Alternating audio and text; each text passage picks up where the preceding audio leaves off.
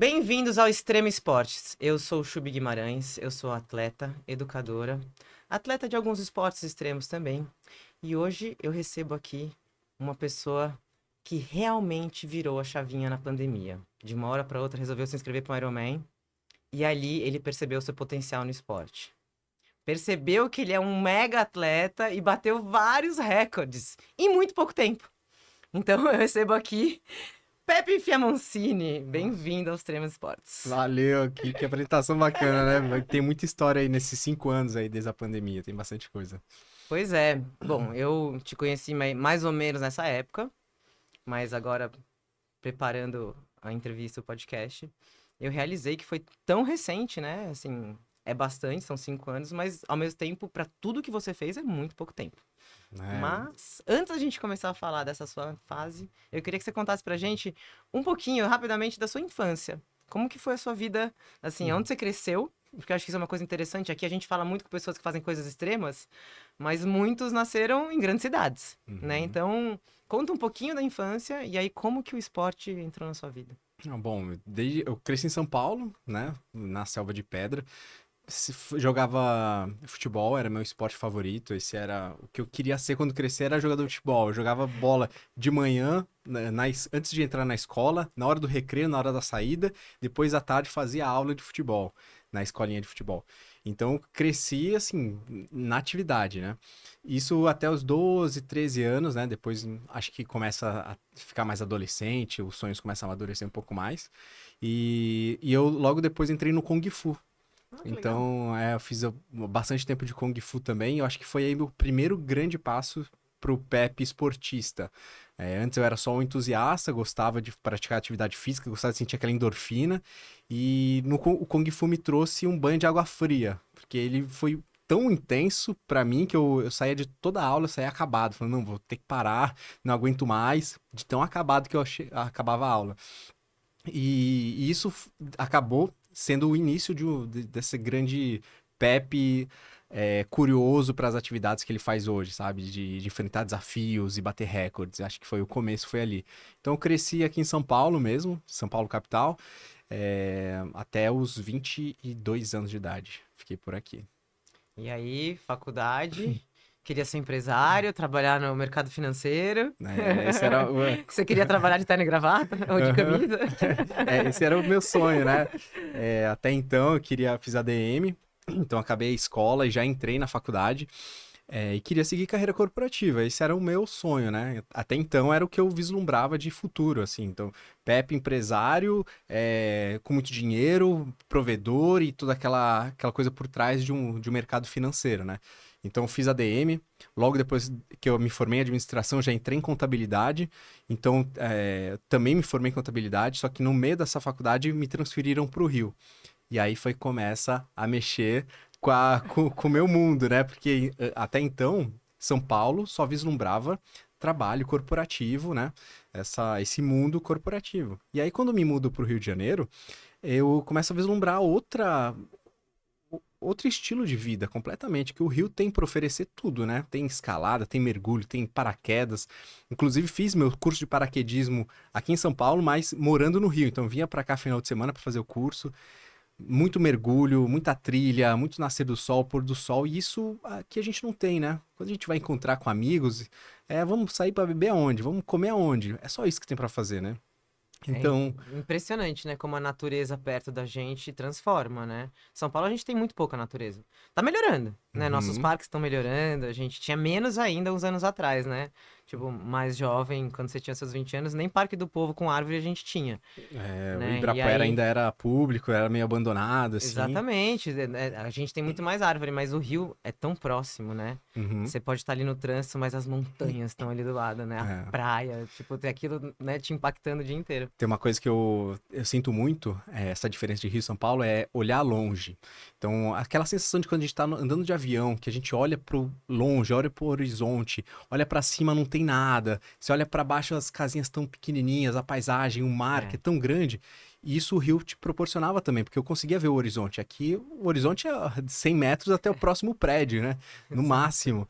Então, isso mexeu muito comigo. Eu não conseguia ver longe. Eu queria, sabe, esse estímulo. E a natureza é muito presente no Rio, né? E ela É. proporciona isso. Ela te chama para você ficar parado na areia, tomando sol, na areia da praia, para você ficar sentado numa praça, num parque. Isso te chama. E no É. Rio é muito presente, em todo lugar. Nossa, maravilhoso. E aí, você tava na pandemia, você tava no Rio de Janeiro? Foi, eu tava no Rio, é, quando, na verdade, tava fazendo algumas viagens e ainda tava morando no Rio, só que eu tava em cima do Monte Roraima na hora que aconteceu tudo. Então, foi Bem engraçado. longe da cidade. Foi engraçado, foi isso, que eu tava fazendo essa viagem, já tinha reservado tudo antes, e aí entramos pela Venezuela pro Monte Roraima, e lá não pega mais sinal, É. esquece, né? É meio que uma semana ali você fica sem notícias do mundo. Aí quando a gente desce do Monte Roraima, começa a ter aqui esse burburinho das pessoas falando que era essa pandemia, coronavírus, né?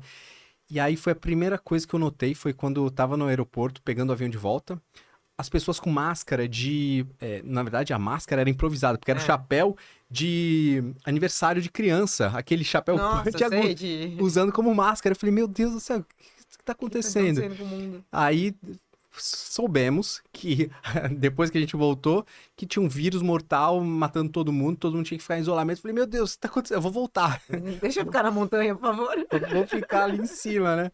E aí voltei pro Rio de Janeiro. Realmente a coisa foi tomando proporções muito sérias. As fronteiras começaram a se fechar, até fiquei com esse medo de ficar pro lado da Venezuela, em vez de entrar pro Brasil. E aí voltei para São Paulo para cuidar da minha mãe, que era grupo de risco. Então minha mãe mora sozinha e eu tive que voltar para São Paulo para ficar em isolamento. Então eu que tinha que Nossa. ir no mercado, fazer essas coisas, lavar as latinhas, né, tudo, né? Então foi um cuidado mais redobrado que eu tive. E aí eu me vi de novo trancafiado dentro da selva de pedra, dentro de um apartamento, quatro paredes ali sem poder sair, obrigado a ficar dentro de um apartamento. Não, e pior ainda, né? Porque você tava no Rio, né? E eu acho que quem tava em lugares que tinham mais natureza podiam sair um pouco mais, né? Quem tava em São Paulo Uhum. realmente ficou isolado dentro de casa, né? E tinha aquela pressão de eu não posso sair, você também não pode, né? Um É, fiscal do outro, mesmo você estando sozinho. total. Era uma questão de ética, né? É, Eu, exato. graças a Deus, quando eu soube que ia parar, eu peguei meu filho e fui pra praia também. A gente tem casa em Ubatuba. Uhum. E aí eu passei a pandemia inteira, pelo menos na praia. Mas eu saí antes de fechar também, porque o meu É, pânico, eu tinha pânico de ficar preso em São Paulo. pois é. Então eu entendo um pouco o que passou com você, né? É. E aí, Aí foi assim, escalou muito rápido, né? Tudo, essa mudança que eu tava tão livre, tão solto, viajando, praticando esporte, vivendo o meu sonho, né? Isso já tinha deixado um pouco de lado o mercado financeiro, a área corporativa mesmo. E tava vivendo meu sonho de viver do esporte, eu tinha montado uma empresa de esportes radicais e turismo de aventura no Rio. Então eu levava as pessoas para escalar, para mergulhar, ah, para fazer passeio de barco e tudo, né? Viver o Rio, né? A intensidade. E aí foi da água pro vinho. Saí do Rio de Janeiro, trancafiado dentro do apartamento. E a minha solução foi, ao me ver com depressão, engordando, bebendo cerveja pra caramba todos os dias, era ver a live dos artistas e ficar bebendo cerveja. Falei, cara, preciso mudar isso daqui. E sedentário, parado, né? Até pois então, é, eu li você sedentário, eu não consigo te imaginar uma pessoa sedentária, eu não consigo nem picture, sabe é, assim, quando você não consegue visualizar? eu tava já me tornando uma pessoa da noite, sabe? Eu era muito do dia, mas nunca fazia esportes como a minha fonte de renda. Era só diversão. Aham. Ah, vou na praia, vou ficar na areia. Não fazia uma natação regular, não tinha uma prova-alvo, nada. E aí isso se intensificou durante a pandemia, que eu fiquei dentro de casa, É. não tinha o que fazer. Sedentário, bebedor de cerveja, depressivo. E aí eu falei, cara, isso. Aí a gente começa a ter aquelas reflexões mais profundas. E aí eu falei, cara, o que que me motiva? O que que motiva a minha ação de acordar todo dia de manhã e fazer alguma coisa? E eu não tinha mais. E aí eu pensei, cara, quer saber? Eu preciso resgatar isso. Como que eu faço? Um desafio grande na minha vida, que é para o que vai me motivar É. a ter ações no meu dia a dia para me levantar de novo, né? E aí eu me inscrevi para fazer o Ironman, sentado lá no sofá de casa. Eu falei, não deve ser tão difícil. Uns amigos meus do Rio, alguns já tinham feito, já tinham falado sobre isso. Eu nunca vislumbrei isso. Porque pra mim, até então, uma maratona era o auge da capacidade humana. Eu falando que não existe. Como é que o cara corre 42 e a própria história da maratona, o É, cara morre no final, né? é. Aí eu falei, bom, vou fazer um Ironman, que é a maratona no final do percurso, né, do triatlon. Você já nadava e pedalava? Mais ou menos. Tinha uma bicicleta, uma mountain bike de passeio, Mountain bike. toda enferrujada, É. e ela tinha ficado no Rio de Janeiro. E natação, eu nadei quando era Criança. quando você tá com gripe, vai nadar, vai evitar asma, né? De criança. Então sabia nadar. Mas não era nada, não tinha equipamento nenhum. E aí me inscrevi pra fazer o Ironman. Do momento que eu me inscrevi pra fazer até a data da prova, eu tive 8 meses pra treinar. Então, saindo do zero. Do zero é bem pouco tempo. Só que eu tinha a cabeça muito boa, né? Então, eu acho que isso. E também meus recovers todo dia dentro de casa era excelentes, né? Te recuperava 100%. Só que eu treinava com o sofá nas costas, fazendo agachamento, com elástico de Nossa. fisioterapia e até fazia bíceps com o extintor de incêndio do prédio. Falei, pra que eu vou fazer bíceps pra fazer uma prova de triatlon, né? Então, me virei do jeito que tinha, e até foi uma forma de ocupar meu tempo, ocupar a cabeça. Porque ainda era fim de pandemia. Sim. É. Inclusive, essa prova ela foi cancelada e foi jogada pro ano que vem, né? Porque era o Ironman Ano de seguinte. Floripa. E aí acabei fazendo o Capixaba de Ferro, que também é uma distância Aham. full, que hoje já não tem mais, porque de Eu tão lembro dura dessa prova, muito dura, muito lá no dura. Nordeste, né? No Espírito Santo. Ah, no Espírito E Santo. extremamente Capixaba. quente. Por isso eles até tiraram o É. Capixaba de Ferro o Do full. circuito. O full. Não tem mais o full, só tem o 70.3. E aí me falei, bom, já que o Ironman cancelou, vou fazer o Capixaba de Ferro, 8 meses. E deu certo. Gostei principalmente da rotina do treino, sabe? De me desafiar. Aham. E eu levei muito na brincadeira toda a fase da pandemia, porque eu fiquei produzindo conteúdo, eu desci de rapel a varanda da minha casa, fazia várias coisas. Coloquei uma piscina no meio da sala de casa também, peguei equipamento de mergulho emprestado, então foi assim, o cilindro de mergulho, né? Aham. Então foi uma parte mais divertida também. Que te motivou ali ficar treinando dentro de casa, porque você treinou tudo dentro de casa? Foi grande parte dentro de casa, depois começou a flexibilizar um pouco mais, eu comecei a sair para correr sozinho na rua. Mesmo assim, ainda tinha aquela pressão. Nesse momento, eu também fui fazer isolamento na Praia do Cassino, que é a maior praia do mundo, Uhum. fica aqui no litoral do Rio Grande do Sul, de 226 quilômetros de extensão. É a maior faixa de areia do planeta. Nossa. Aí eu falei, vou me isolar lá. Tipo, lá eu vou poder ir pra todos os lados com pouca gente. E fiquei quase 10 dias andando por toda a extensão da praia, com mochila nas costas, né? Fui fazer isolamento lá. E engraçado que agora, depois de 5 anos, em 2025, dezembro, eu fiz essa prova, porque existe uma prova que eu só fiquei sabendo depois, de 226 quilômetros na Praia do Cassino. Eu acompanhei essa sua prova. Exato. Eu vi o fim dela inteiro, você terminando É, lá, cobrindo. é, E você ganhou, eu vi. exato. É. E, então, assim, foi da água pro vinho de novo, né? Eu saí do sedentário, levei 10 dias cheio de bolha no pé, completamente inexperiente, despreparado, não sabia que era gel de carboidrato, não sabia nada, e fiz em 10 dias. E aí eu volto depois, 5 anos depois, e faço em 28 horas, É. correndo. Mas em 5 anos você conquistou um tantão de coisas, né? E eu adorei ler sobre você, porque você aparentemente foi para um esporte que agora tá super hypado, que é o Ironman. Mas você não ficou ali, né? Você rapidinho já foi para um Ultraman, Uhum. né? Assim,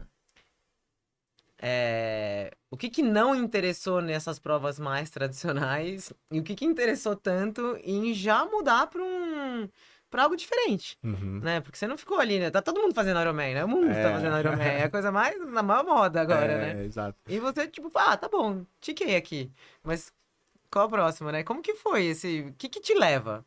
Você falou a palavra certa. Qual o próximo? É, Esse foi um grande pensamento que eu tive. Depois que eu acabei o Ironman, pra mim, imagina, 42 quilômetros é o auge.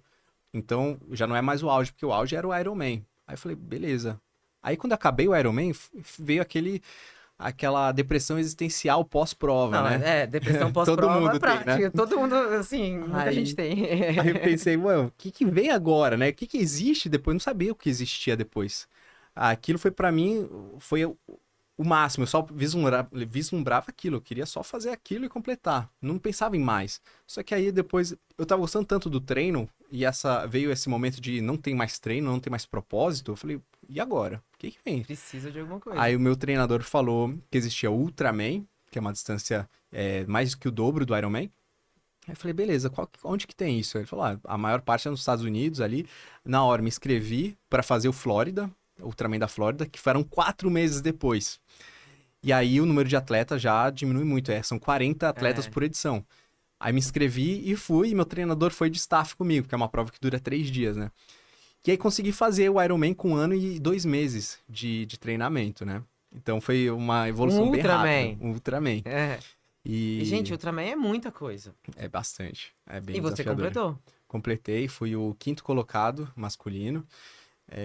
Deu super certo. E aí, com essa classificação, o meu treinador já tinha feito essa prova.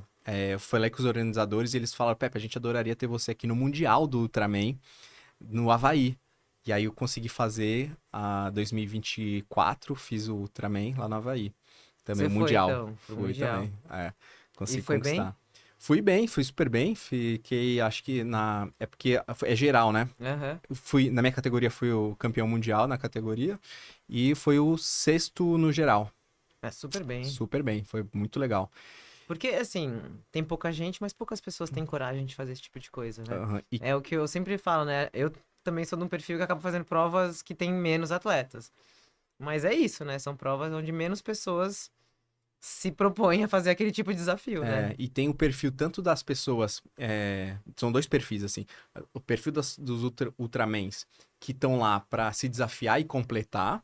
E tem o perfil daquele cara que, cara, eu vou dar o melhor de mim porque eu não tô treinando pouco, então eu vou chegar com tudo. Então tem o cara que é muito competitivo e o cara que só quer completar, que ele faz as distâncias quase no tempo do corte ali. Então tem esses 2 lados, sabe? O performance e o lifestyle, né? Que ninguém vai pra brincadeira pra fazer um Ultraman. O cara tem que ser Não. casca grossa, né? Tem que treinar muito pra fazer um Tem que Ultraman. treinar muito.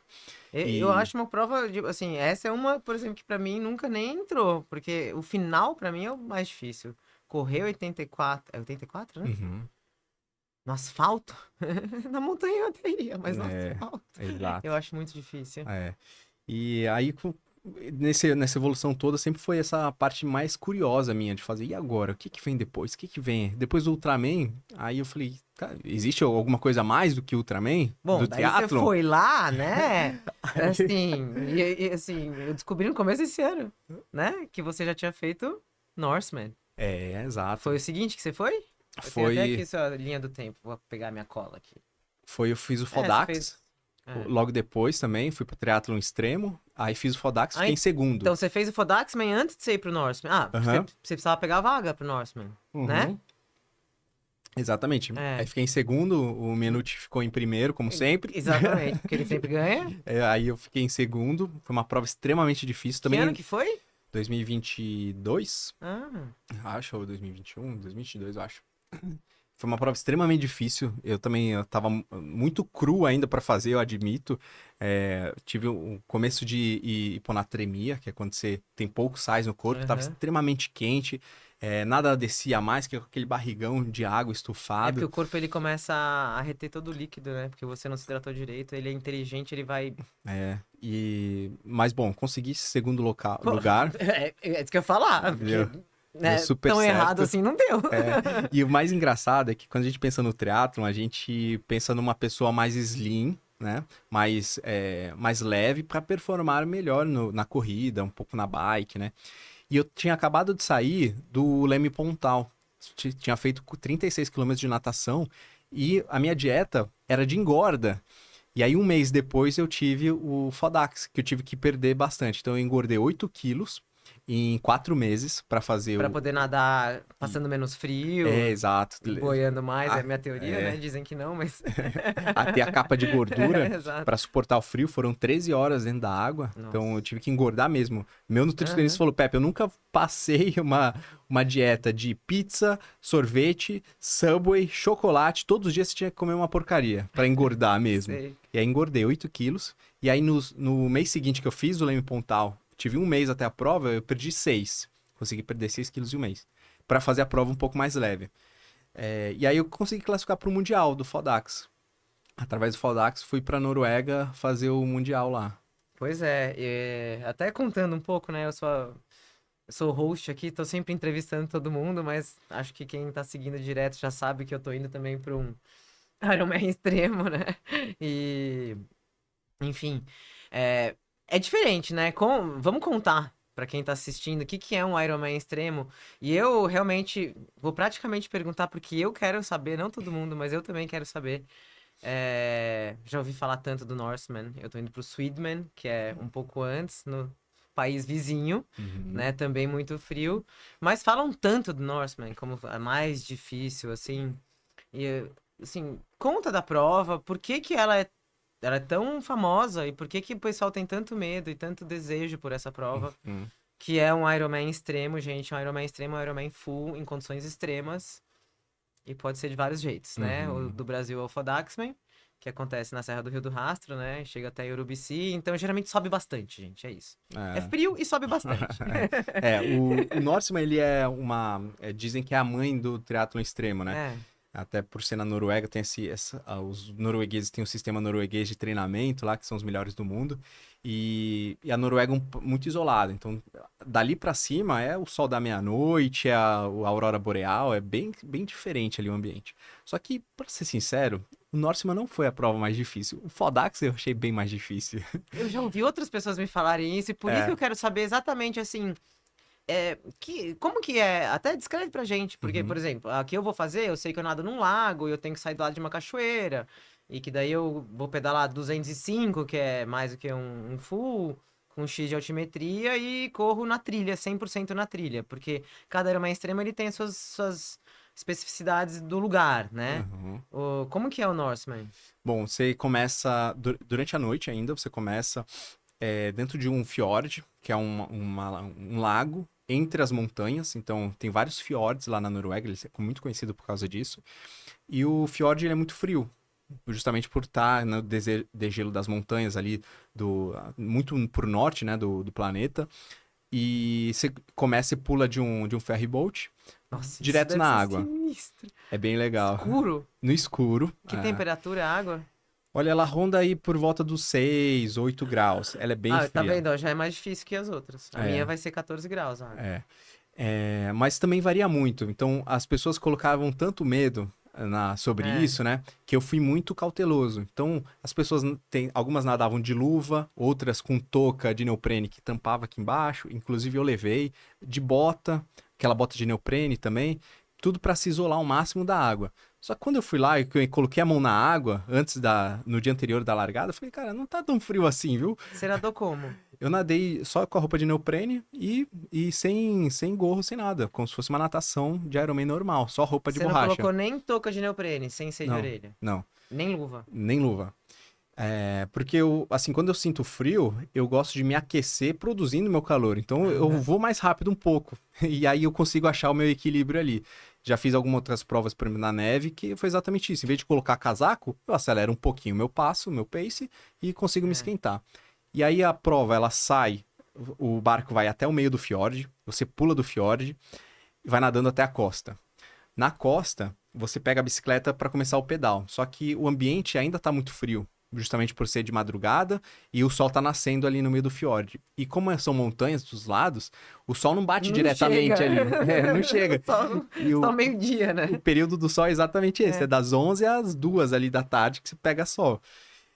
E sobe muito, muito. Então, quando a gente fala de triatlon extremo, é fazer um triatlon full, distância full, só que em condições extremas. Então, de frio, de calor, de subida, on e off-road. E a bike foi muito boa, muito vento e muita chuva, então a gente pegou todos os climas possíveis, na verdade. Porque lá também tem muita estação de esqui. Então, você vai desde o ponto baixo, você já começa subindo quase 1.000 metros de altimetria nos primeiros 50 quilômetros. Muita subida, muito frio. Depois vem o sol, e depois vem chuva, vento e neblina. E Nossa. tudo subindo e descendo por estações de esqui. Então é aquelas descidas de 10 minutos que você tá a 60 por hora. Então você vai muito rápido, muito tempo. Você fica com frio do Isso vento. que eu ia falar, deve dar frio. E bem perigoso também, porque a hora que começa a chover, o Nossa. pneu fininho da bicicleta, ainda Todo mundo mais de TT?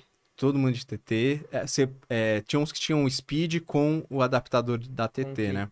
Que para mim seria uma ótima opção, porque até pela quantidade de engrenagens que tem ali nas marchas, os dentes do cassete, eles dão mais força, mais leveza para você subir na subida. Então eu até troquei o meu cassete para isso, Eu né? vou ter que fazer isso agora, porque eu tô com um cassete que tem atrás 25, 24. Para velocidade é ótimo, mas para subida você vai sofrer Só que bastante. como, né? Vou ter que trocar. E aí, muita subida, muito perrengue de frio, de vento. Eu congelei meu joelho. Olha isso. Nossa! Congelei meu joelho porque era a única parte que tava pra fora. Eu tava de casaco, tava com uma meia de compressão e a bermuda do ciclismo. E o meu joelho era a única coisa que tava pra O fora. espacinho que tava sem tecido. E aí eu comecei a descida, descida, descida, vento, frio. E até que eu não sentia mais meu joelho.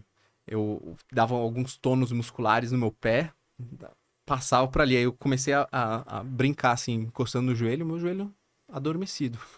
Nossa. Até que chegou na transição e eu comecei a correr. A corrida, ela é basicamente, ela é metade, metade, entre on e off-road. E aí tem a subida do Zumbi Hill, que é a maior subida, assim, Pico do Jaraguá, 4 vezes Pico do Jaraguá, Pior que muito subir mais lá o morro da inclinado. igreja de Urubici. Mais ou menos aquilo. É. E aí chegou no momento em que você vai pro off-road. E aí você precisa estar com o seu pace, é obrigatório você ter um pacer, e ter todos os equipamentos de sobrevivência dentro de uma mochila. Então você não faz a prova só com o corpo, você tem que levar uma mochila com lanterna, com anorak, com luva, com eco-head, com comida, com caloria suficiente. Então, e você tem que chegar junto com o seu pacer tem que estar lá também. E aí, quando chegou na entrada do off-road, montanha fechada por causa da tempestade. Então, pode dar raio na montanha, lugar aberto, eles fecharam.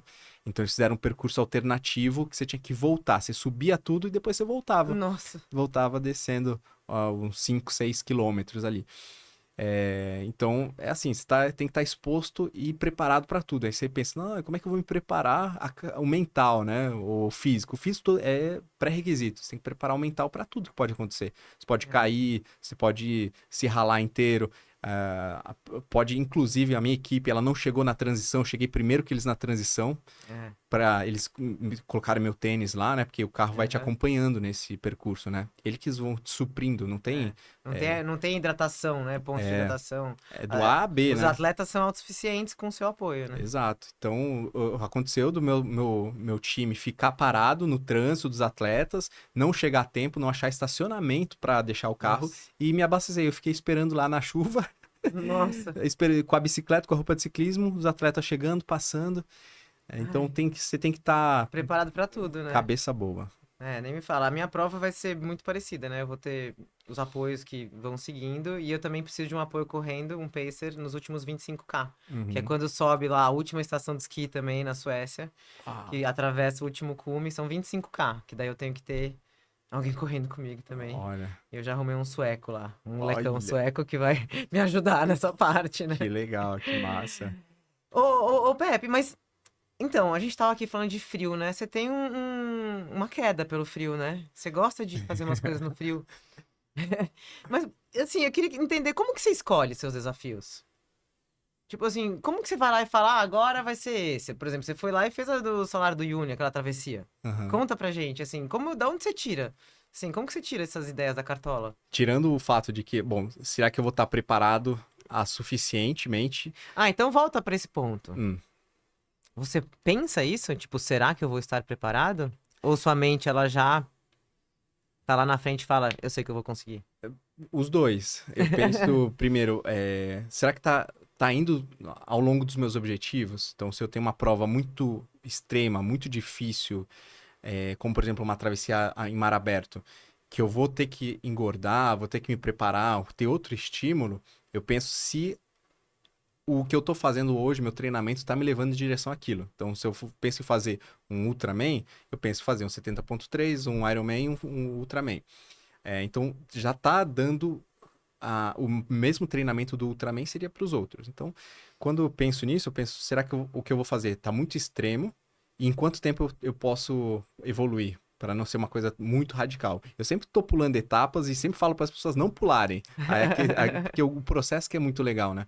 Eu pulei É. algumas etapas e, graças a Deus, tem dado tudo certo, poucas lesões, assim. Meu desempenho tá muito legal, eu tô com uma idade boa também para isso, de recuperação.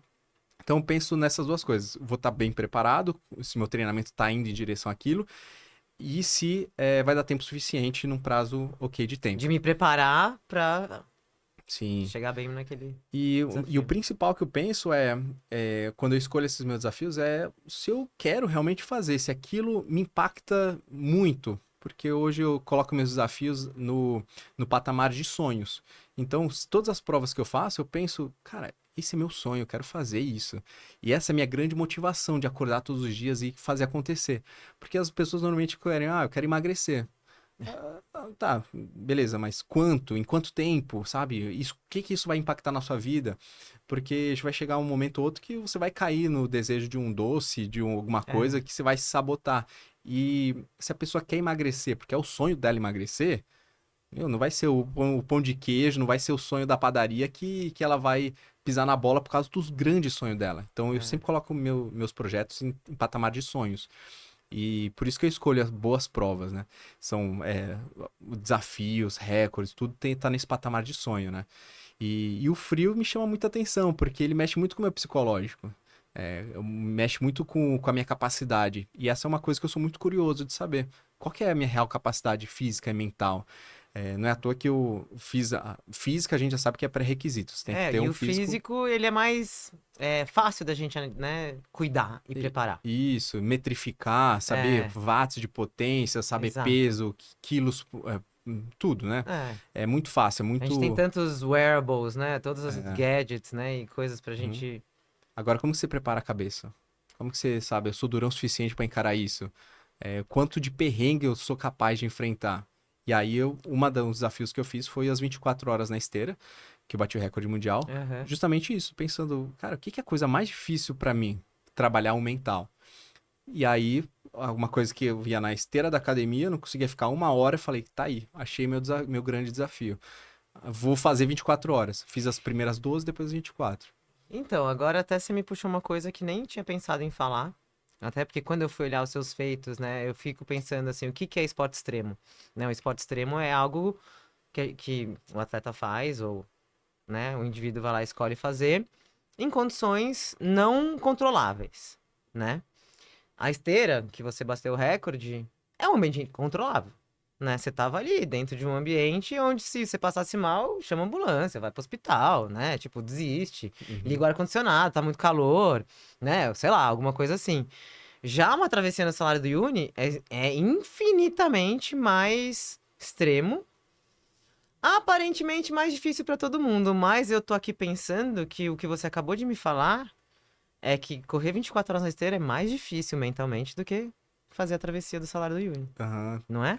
Sim, você tá no caminho É exatamente. porque eu sou assim. Aham. Cara, é bom ter uma entrevistadora que entende, né? É isso, exatamente. As pessoas sempre me perguntam qual que é a coisa mais difícil que você já fez em todas as aventuras. Eu falei, cara, cada um tem um desafio É. muito peculiar. O salário do Uni foi muita essa questão de desbravar, ser o primeiro, atravessar aquela distância, muitas variáveis que eu não podia controlar. Então, altitude, como é que você vai fazer? Está longe das pessoas, está longe de um serviço médico de qualidade. É isso que eu quis dizer, E- entendeu? Tipo, isso é uma É, coisa extrema, é você não ter controle sobre o seu entorno é, e o que tá acontecendo. exato. E aí isso gera assim uma dificuldade mental de uma incerteza, né, um medo sobre aquilo, né? Enquanto que na esteira não tinha medo, não tinha incertezas, tudo ambiente controlado. Só que é uma coisa que você fica o tédio, É você não chato. sai do mesmo lugar, você não É. pode olhar para trás, é o mesmo estímulo sem parar. Então, são perrengues diferentes, né? O salário do Uni eu senti muito várias questões, né? É um deserto, não tem nada em volta, assim. Então, desde a altitude a 3.600 metros, é muito alto, é muito rarefeito. Qualquer trotezinho a 6,30, lá seu coração tá a 160. Então, É. é muito alto, o batimento tá muito alto. A radiação solar é muito. Tem pouca camada de ozônio para Não, e de cima e de filtrar. baixo, né? Porque bate no, Exato. né? Ela vem de baixo também. É igual neve, assim, É. reflete muito. A diferença térmica do dia para a noite também extremamente alta. Eu pegava 30 graus durante o dia, quando o sol batia. Durante a noite, -10. Então Nossa, é a absurdo isso. amplitude é muito alta. Então eu levei roupa para alta montanha, Não, e o inclusive. corpo reage, né? O corpo ele sofre muito com isso, né? E em questão de horas, a temperatura cai 20 graus. É. E eu levei roupa de alta montanha e mesmo assim passei frio, com vento exposto. A minha equipe inteira, que tive uma equipe de apoio com o nariz sangrando, porque é muito seco, é sal, o sal puxa Aham. a umidade, então é um ambiente muito seco, é inóspito demais, né? Nossa E aí senhora. foi que eu comecei a pegar esse gosto, sabe? De falar, nossa, eu fui capaz disso. O que que eu sou capaz mais de fazer, sabe? E essa minha curiosidade foi me atiçando, sabe? Beleza, eu fiz um deserto inóspito, vou para um lugar muito quente, fiz a BR-135 de 217 quilômetros também, muita subida e descida, passei muito perrengue, aprendi muito. Fui pra neve, puxar trenó, 200 quilômetros também Então, puxando como tá trenó. isso? Só pra. Até porque eu fiquei curiosa, né? Uhum. É, você tem que puxar o trenó o tempo todo? Porque eu Sim. li sobre isso. Aham. A prova é a Arrowhead, que chama, uma Ah, prova de 200 quilômetros, é uma prova. 217. Largam quantas pessoas? Não, eu não sei se tem um limite de pessoas, mas devia ter largado entre as categorias. Por exemplo, você pode ir solo, puxando trenó, você pode ir com aquele esqui que você vai correndo com Sei, esqui. o cross country skiing lá. Você pode ir de bicicleta, aquela fat bike, com pneu bem grosso, cheio de travinhas para Aham. você pedalar. E você pode fazer também um trenó que você coloca o joelho em cima e você rema com uma perna. Tipo um patinete de trenó. Um É, patinete de neve. é. Que você pode subir em cima, né? Tanto de um quanto de dois. Você pode empurrar o trenó e aí você sobe os dois. Ah, Só não tem o sei. cachorro na frente, né? Mas Tipo, é ele exatamente é esse. movido pela sua força, não É, pelo cachorro é. puxando. Então tem algumas categorias. Entre todos os participantes deve dar umas 200 pessoas.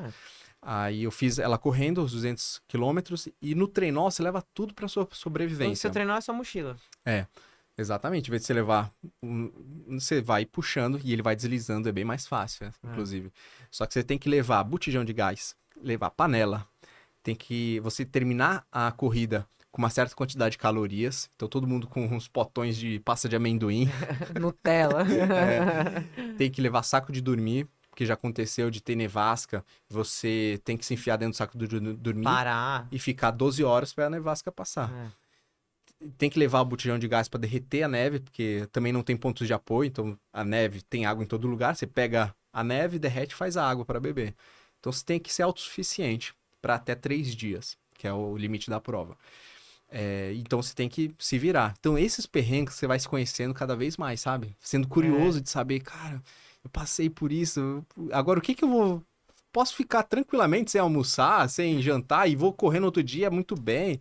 Então você começa a se conhecer, sabe? Eu Como acho muda que. os padrões, né? É, Muda o padrão básico, né? Eu só de estar treinando agora, fazendo esse ciclo pro Ironman Extremo, quando eu vejo 1 hora e meia de corrida, eu falo só? Tipo, né? Mas, óbvio que não é só. E o ambiente é Mas, engraçado que as pessoas que não conhecem de esporte, que não é, praticam isso, né, com tanta intensidade, falam, nossa, Pepe, você é maluco. Assim, não tiro porque eu também acho que é um pouco maluquice também, o que eu faço e que outras pessoas fazem ah, além do que eu faço, né? Só que as pessoas tão muito metrificadas no patamar comum ali, do tipo, nossa, corri 10 quilômetros 2, 3 vezes na semana, já é o suficiente, eu não quero mais, eu não consigo mais. Só que, cara, pessoas conseguem muito mais. Eu sempre tento incentivar essa curiosidade, sabe? eu sou muito dessas, né? Eu venho da educação, eu tenho um acampamento de aventura que, há 19 anos, que é um acampamento que eu inventei há 19 anos quando eu me formei na faculdade, porque eu sou formada em pedagogia e sou atleta, né? E pra mim a melhor sala de aula é a natureza. Tipo assim, a Aham. natureza, ela te entrega tudo que você precisa, né? E esse lance do. Ainda bem que hoje em dia as pessoas estão, né, priorizando saúde. E treinamento físico, né? Uma coisa que virou moda. Ainda bem, porque muito tempo atrás, imagina, as pessoas fumavam dentro de todos os lugares, né? E a gente tinha que Uhum. achar normal. Eu, quando criança, tinha que achar normal as pessoas fumando. E agora não. Mas uma coisa que você falou assim, é tão importante a gente incentivar as pessoas que elas procurem algo que elas amem e não só querer emagrecer. Todo mundo que chega perto de mim fala, nossa, Chuba, eu queria fazer alguma coisa. Ai, como que faz pra emagrecer? Eu falei, procura um esporte que te dá prazer. Não adianta ir na academia só pra emagrecer, né? Quer dizer, até adianta se você tem muita disciplina. Mas quando a pessoa gosta de alguma coisa, né? Seja jogar squash, fazer yoga, jogar bola. Uhum. né? Mas as pessoas têm que encontrar alguma coisa que dê prazer pra elas, né? Uhum. Pra que elas consigam realmente seguir fazendo e que elas percebam que são capazes de muito mais, né? É, Eu sinto que uma das minhas missões nessa vida é fazer com que as pessoas entendam que elas podem mais do que elas acham que podem, é isso. né? É... Um grande divisor que eu levo comigo como meu lema de vida, que é transformar vidas através do esporte, né? É, Assim, então, todos os meus eu projetos também. têm envolvido um terceiro setor no meio, né? Umas ONGs. E quando a gente pensa no que realmente motiva as pessoas, são dois, não tem segredo, são duas fases. Ou é um amor muito grande, uma paixão, aquele, nossa, eu adoro fazer isso, eu adoro dançar, viver ao ar livre, É, voar, qualquer que seja sua paixão. Ou um pesar muito grande. é, Teve um câncer, um infarto e vai é, ter que agora arrumar tempo para treinar. Ah, o filho aconteceu alguma coisa, precisa arranjar dinheiro. Tem que dar um jeito. Ou é um pesar muito grande, ou é um amor muito grande. é, Então, escolha qual o seu, né? Muita gente passou por muito perrengue, como eu, por exemplo, na pandemia, que me vi no fundo do é, poço ali e falei, cara, preciso dar um jeito. Uma pressão grande ali que me direcionou para isso que eu sou hoje. Não precisa passar por isso, mas se você quiser, é. pode achar qual que é a sua fonte de inspiração, de amor e de motivação. É, mas você já tinha isso dentro de você, né? Isso já Uhum. estava claro, porque você já gostou do Kung Fu que te desafiava lá, né? Com certeza você entrou num esporte ali com muita disciplina, com muita hierarquia e Uhum. que já era duro, né? Uhum. Mas você já percebeu que você gostava disso. E quando você voltou a treinar pós parada, né? Esse período sedentário, você provavelmente também tava tipo, cadê o Pepe? De Uhum. sempre, né? Né? E esse atleta tá dentro de você.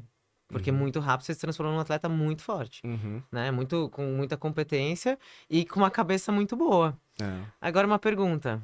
Medo? Você tem medo? Nas provas? Nos lugares? Tem que ter. Tem que ter medinho, né? Que é o que aguça realmente, né? Se você vai sem medo, acho que você fica muito exposto aos erros, às incertezas, né? Então você tem que sempre estar com medinho de não terminar, de se lesionar, para você sempre ficar em alerta o tempo todo, gerenciando os riscos que acontecem ali. Então pode o pneu da bicicleta furar, você pode a roupa de borracha no dia anterior não couber. Ter um rasgo porque você puxou errado, então você tem que estar sempre com Nossa. medinho do que pode acontecer. No Norseman foi engraçado que a hora que eu pulei do ferryboat, meu óculos caiu. Eu fiquei sem óculos. E tentei achar na hora, não consegui. Existe? E aí eu falei, gritei para alguns caiaqueiros, alguém tem um óculos, né? Aí, por sorte, um cara tinha um óculos de mergulho, que é aquele que tampa o nariz, assim, Sei. né? E aí fiz a parte da natação com óculos de mergulho. Todo embaçado, porque não tinha lubrificante, não tinha nada, né? O desembaçador. E consegui terminar, porque tava com Nossa, uma eu acho que eu cabeça iria boa. sem. Eu não sei, mas eu acho que eu iria sem. Eu até achei melhor sem, porque de tão embaçado que tava, não tava funcionando, não tava Ah, conseguindo enxergar do mesmo jeito, ia estar de olhos nada, velho. fechados. Eu É, procurando dar um pé na frente. é. Então são perrengues que você tem que saber gerenciar, assim, beleza, é só um contratempo, não é um Mas você impeditivo da prova. visualiza tudo isso? Eu sou uma pessoa que visualizo muito minha prova inteira. Aham, visualizo. Tudo que pode acontecer, tudo que não pode É acontecer. isso. Ah, e se furar o pneu? E se não sei o Aham, quê? E se eu tiver com muito frio? E se, aham. e se chover? Eu fico pensando em É, todas as possibilidades que podem acontecer. é isso, perfeito. Esse é o pensamento. Né? Você tem que Porque... se ter uma fortaleza sobre tudo que pode acontecer. Então, ter plano A, B, C. Não é ficar pensando que, vou ficar remoendo meus medos e o que pode dar errado para atrair isso. Não, é justamente para você se blindar. Então, se o pneu É, furar, vou ter no meu casezinho, tem um pneu extra. Minha equipe está preparada para isso. Minha equipe sabe usar os equipamentos para se precisar trocar. exato. Na parte da corrida, pode acontecer alguma coisa, o gelzinho acabar, perder, sabe, deixar cair. Tem muita gente que faz Cai mesmo. com aquela listinha de hora tal, gel tal, hora tal, gel tal. Eu já vi tanto disso no chão das provas. Falei, pronto, agora o cara perdeu toda a organização dele. E ele não pensou nisso, que ele podia perder, molhar no É, papel e estragou a prova. Então, você tem que saber se gerenciar, sabe? Ter todos. tudo que pode dar errado, você se blindar. É uma boa estratégia. E agora, sobre os medos também, porque eu tinha escrito aqui sobre o medo do frio, né? O frio é uma coisa que me assusta muito. É a coisa que eu mais tenho medo, assim, nas aventuras, né, que eu já fiz por aí. Não, você escolhe coisas mais extremas ainda, né? Mas acho que frio é uma coisa que pode matar, né? Porque o frio é diferente de uma cãibra, né? Ou uma, sei lá, você passar a beber uma água ruim, né? Uma infecção alimentar não vai te matar numa prova. Você pode, né, passar mal várias vezes que... Mas um frio pode matar. Só que você, então, tem essa atração pelos extremos, né? Você fez essa do Salário de Uyuni, você fez uma outra maratona, ultramaratona, não sei, no gelo, no Minnesota também. Uhum. Só que agora, você tá indo pro lugar mais quente que tem. Você tá indo fazer a prova mais quente de todas. O que Uhum. você tem mais medo, do frio ou do calor? Tenho mais medo do calor, viu? Eu tenho medo do calor porque o calor não tem o que fazer. Não tem mais o que tirar, o que se É molhar. verdade. Agora o frio você tem Põe roupa, soluções, né? você tem como dar um jeito, né? É, e inclusive hoje eu tava fazendo meu protocolo para fazer essa prova, que é a prova considerada a ultramaratona mais É, difícil do mundo. Pepe vai fazer Badwater também, que é daqui Uhum, a pouco. O uhum. quê? 5 semanas? 6? Tem um mês. Um Um mês, mês, um igual eu. mês. É. E essa é no lugar mais quente da Terra. Abaixo do nível do mar, por isso fica um efeito tampão ali, a Um lugar radiação chama batendo. Death Valley. É, Vale da Morte. É. E as temperaturas à noite é 45 graus, 40 graus. Durante o dia passa de 50. É muito conhecida pelo David Goggins, que ele conseguiu fazer essa prova sem apoio nenhum e todo mundo super passando perrengue. E as pessoas correm nu em cima da faixa branca, né? Pra não Porque derreter o fora, tênis. fora é quente demais. Eu É, já vi umas imagens dessas. né? Todo mundo em linha, assim, em cima da faixa branca pintada no asfalto, né? E meu protocolo para essa prova é treinar na sauna. Então eu faço, agora eu tô fazendo sauna quase toda semana, mais de uma vez por semana eu tento fazer. Depois eu descobri outros benefícios da sauna. Então a É. sauna a 100 graus, você tá lá 20 minutos, sabe? É muito quente. Então a respiração dói, as vias Queima aéreas por queimam. dentro. É, Queima o então olho, às vezes. então eu tô me acostumando com isso. Agora, na neve, no frio, você tem também esse medo, mas você tem que ser muito perspicaz sobre o quão você está produzindo calor e quanto você está passando frio. Porque o que acontece, que eu descobri no Salário do Uyuni, né? Toda aventura é um aprendizado. É. Eu corria para me manter aquecido e funcionava. Só que se eu ultrapassasse um pouquinho o meu pace, eu Suava suava demais. e ficava com frio, porque ficava molhado. E no frio, o suor não seca. Ele Não, e fica te mais frio, congela, ele né? te congela. A água líquida congela. Então você tem que manter exatamente esse limiar ali entre se manter aquecido e não suar. Não suar não ficar aquecido demais. Então abre casaco, tira casaco, abre os radiadores naturais do corpo, que é punho, pescoço, axilas e Aqueles áreas casacos que íntimas. tem zíper aqui, né? Zíper na Perfeito. perna, né? É. Então você vai aprendendo, né? Vai tendo mais conhecimento sobre sua capacidade, É. né? Ah, que demais. Meu maior dilema agora é muito isso também, porque eu transpiro demais. E Uhum. eu sou bem dessas que também eu faço força e meu corpo aquece. Então já fiz prova em Ushuaia, nevando também, com segunda pele e um anoraquezinho, porque se eu fizer força, aquece. Só que eu transpiro demais, aí eu passo muito frio. Então eu ainda tenho que descobrir qual vai ser a minha fórmula no Swidman, porque Aham. também, né, não. Eu nem sei que tempo vai estar, então eu vou Pode ter ter que. vários também, né? Exatamente, né? Tem que É, ter... Ainda bem que o apoio vai atrás da gente, né? é. Que tem que ter todos os kits de roupas possíveis e imaginários. Boa, é isso. Cada aventura é um aprendizado. E aí eu ouvi dizer também que você vai subir o Everest. Vou, dessa vez, definitivamente e finalmente, depois de. Minha primeira alta montanha foi o Aconcagua, né? Logo de cara, não sabia o perrengue que estava enfrentando, pulei várias etapas, fui direto para Você gosta maior. de pular etapa, porque você já fez tudo isso pós-pandemia. Pois é. Eu tenho história pra contar, mas são 35 anos de esporte, você É. fez em 5. E o Aconcagua é a maior montanha fora dos Himalaias, né? Então aqui da Cordilheira dos Andes é a pequena 7.000 que a gente fala, né? 6.900 metros É. ela tem. É, e aí eu já fui direto para ela. Nessa montanha tive muito perrengue, muito aprendizado. E aí todo ano eu tenho escalado alta montanha aqui na Cordilheira dos Andes, que é mais próxima, né?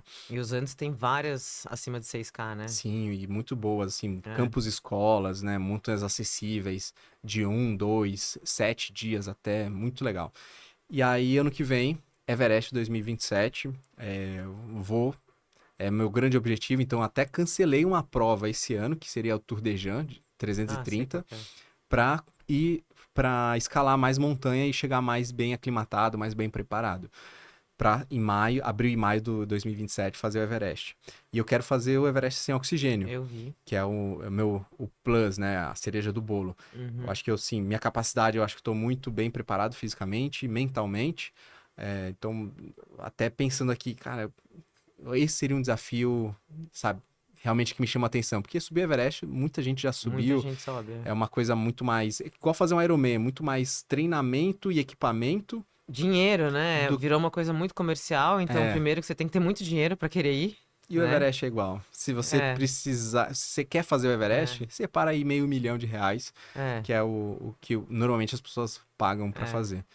E eu acho que esse é o desafio mais, assim, mais voltado ao meu estilo de esporte, que é o esporte de aventura, extremo, que é levando a minha capacidade física a outro nível, que é o que eu quero chegar, quero alcançar. Então é sem oxigênio. E pra ir sem oxigênio tem toda uma preparação diferente, né? Sim. Porque é mais tempo de aclimatação? É menos.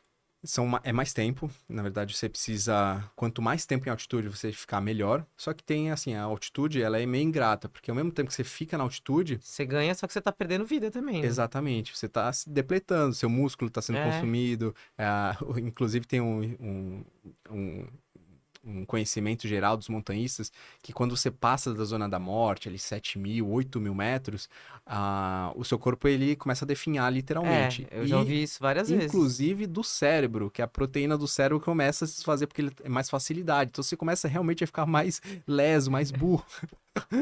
Que doideira pensar isso. Então você tem que treinar e voltar, sabe? É, Ter por isso esse que eu tava ciclo. perguntando, porque na verdade eu tava na dúvida mesmo, Uhum, porque é isso que eu sei, né? Eu não sou das altas montanhas e não uhum, tenho vontade de subir o Everest, mas todo mundo fala que quando você tá, né, na zona da morte, o seu corpo vai morrendo aos poucos, né? Então, ao mesmo uhum. tempo que você tem que ir lá pra treinar, você também não pode ficar muito tempo lá em cima. A zona da morte são consideradas duas zonas da morte, né? Acima de 6.000 metros, onde nenhuma civilização conseguiu se estabelecer durante o período da nossa história, porque realmente o corpo, a partir de 6.000, ele começa realmente a definhar. Começa a não. É, Tudo que você consome de calorias, o seu corpo, só o seu basal já consome tudo. Então você não consegue produzir, ou caminhar, correr, viver. Então é o 6.000 ali, né? E a zona da morte é acima do 8.000, que aí sim aí, é exponencial. Você pode ficar muito poucas horas nesse período, nesse range de altitude acima de 8.000, porque a velocidade que seu corpo se deteriora é muito maior. é, Então você tem que fazer uma aclimatação prévia. E aí eu pretendo, antes de subir a Everest, fazer outras montanhas, dormir em cima das montanhas, no cume dela. Normalmente as pessoas vão, passa 15 minutos e volta, desce. Eu quero dormir em cima, no topo de algumas montanhas, para ter essa aclimatação.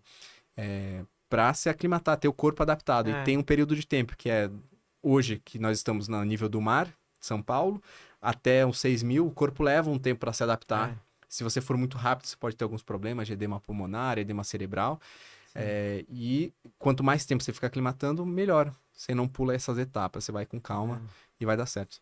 E até tem gente que passa mais mal em altitude e tem gente que passa menos mal em altitude, né? Tem Uhum. uma coisa fisiológica das pessoas, né? Tem. Inclusive os atletas, no começo, eles têm mais dificuldade de adaptação. É, Depois eles têm mais facilidade. Então, quando eles se expõem a primeira vez, o primeiro momento à altitude, eles demoram relativamente um pouco mais para se adaptar. Depois que se adapta, aí aí, ele tem um. aí tem um ganho de uma melhora por ser atleta.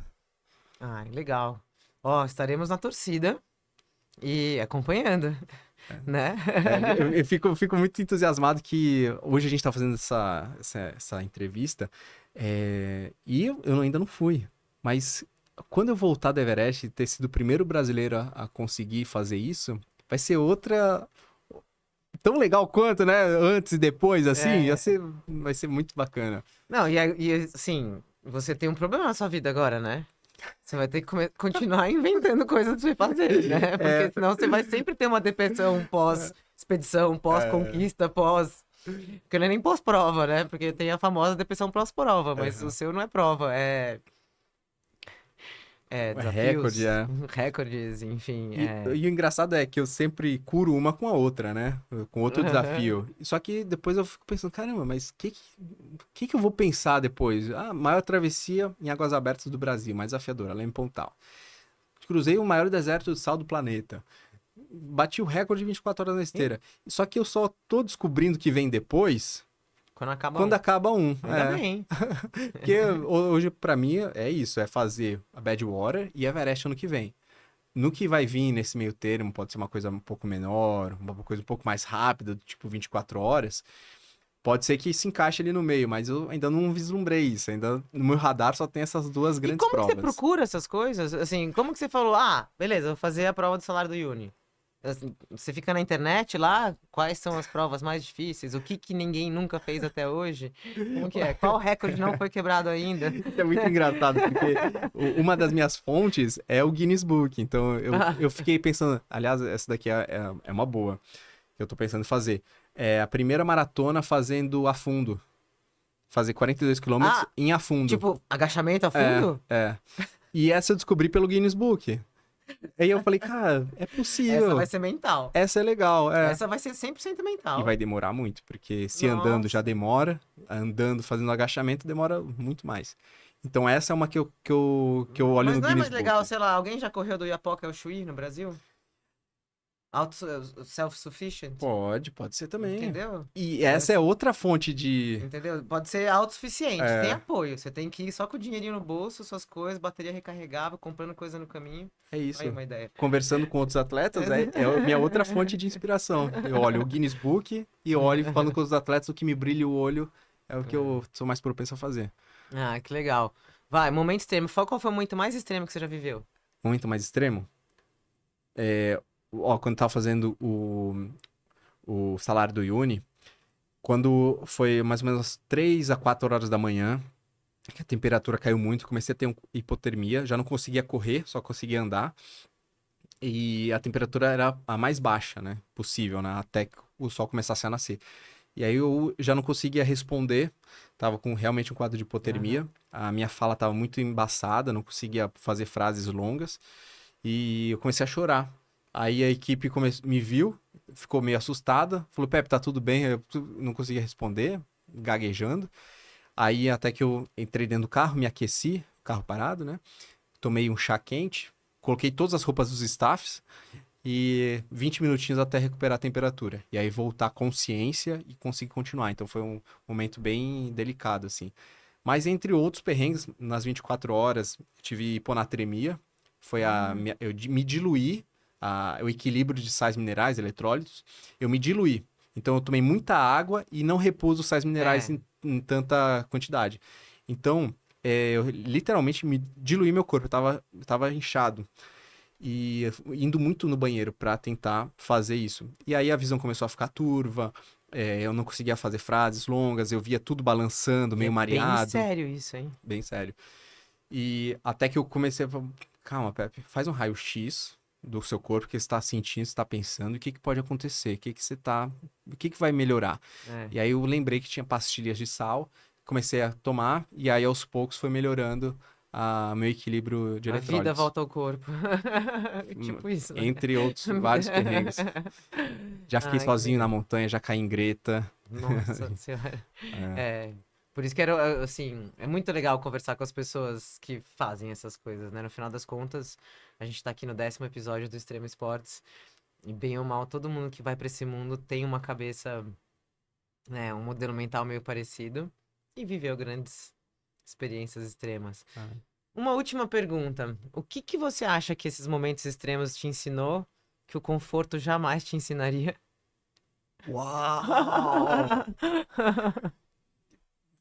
Tudo. Hoje eu acho que eu vou escrever um livro ainda, né? E esse livro vai se chamar Vamos Passar Perrengue, ainda bem. Porque é só na pressão, é só no perrengue, é só passando dificuldade que a gente evolui, né? A gente leva o carbono, né? O carbono mesmo que a gente acha debaixo da terra, com pressão ele vira o diamante. E é só assim que a gente evolui. A gente não evolui no conforto. O Bernardinho já fala, né? Aos vitoriosos o desconforto. Ganhou o Mundial, vai acordar uma hora mais cedo para treinar para o próximo Mundial. Então é só assim, só no desconforto, só passando perrengue que a gente se descobre. E eu acho que o sentido da vida é a gente se descobrir. A gente saber É. quem é, nossa capacidade, saber nossa resiliência, saber encarar o mundo e as pessoas, nossos relacionamentos de uma forma mais sensata, mais sábia. E isso a gente busca através do autoconhecimento. E é engraçado porque a gente tem um corpo e a gente mal se conhece, a gente respira sem nem perceber, a gente não sabe nosso batimento, a gente não sabe nossa capacidade. Então, e a única coisa que a gente tem. Não, eu sempre falo isso, né? O nosso corpo, ele é a ferramenta que a gente lida com o mundo, que a gente vive, que a gente Ah. interage, que a gente faz as coisas, que a gente respira, que a gente dorme, que a gente conversa, né? Vive. E as pessoas realmente têm muito pouco conhecimento sobre o potencial do nosso corpo humano. Uhum, E eu concordo que só o desconforto faz com que as pessoas se fortaleçam mais, uhum, né? O que a gente vê hoje, as famílias, né? Super protegendo as crianças. E né? aí, vindo aí uma geração mais frágil, literalmente, Mais porque digital, mais não, e mais videogame, frágil mesmo. Ai, tá frio, ai, tá calor. né? Né? Tipo, não suporta nenhum sol no rosto, assim. Tipo, ai, tá muito Uhum, sol. Sabe? Uma coisa assim. Então, realmente, eu total. também quero ler esse livro aí. Eu sou a favor do desconforto, por favor. Eu tenho um lema no acampamento que é mais joelhos ralados, por favor, também. Olha que legal. Porque, né, eu até já postei várias vezes no Instagram, tipo, gente, para de proteger tanto essas crianças, né?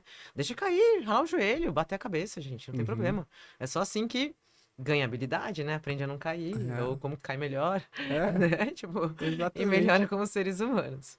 Mas é Exato. isso, qual recado você quer deixar pra gente, pro pessoal? Bom, além de me seguir para Isso que eu acompanhar as aventuras, né? fala qual que é o Os seu Instagram. perrengues. Meu Instagram é Pepe Fiamoncini, ou Pepe GoPro, é mais fácil, né, de me achar.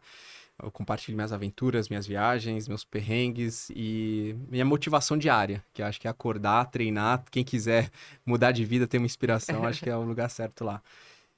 E é isso. Obrigada, viu? Muito Obrigado, bom Chuvi. conversar com alguém que também é parecido com a gente, né? Valeu, Bom obrigado. demais, estaremos torcendo aqui. Eu vou acompanhar bastante suas aventuras, principalmente o Everest. E a Valeu. Badwater também. Ó, tá chegando. Tá logo aí.